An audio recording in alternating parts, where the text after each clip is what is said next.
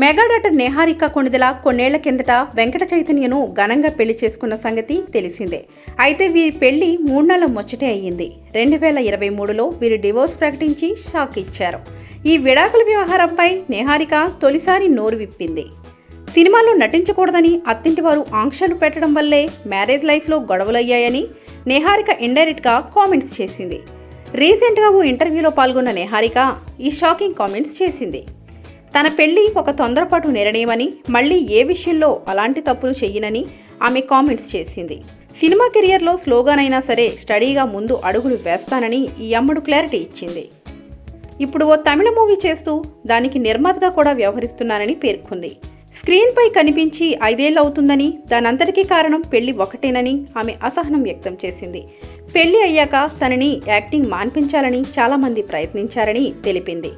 వదిన లావణ్యను కూడా ఇదే క్వశ్చన్ వేశారని, అసలు పెళ్లి చేసుకుంటే ప్రొఫెషన్ ఎందుకు వదిలేయాలని ఆమె ప్రశ్నించింది. యాక్టింగ్ అంటే తనకు ఇష్టమని, ఎవరు చెప్పినా దాన్ని వదిలేయనని, నచ్చినట్లు బతుకుతానని కూడా నిహారిక కొండ బద్దలు కొట్టింది.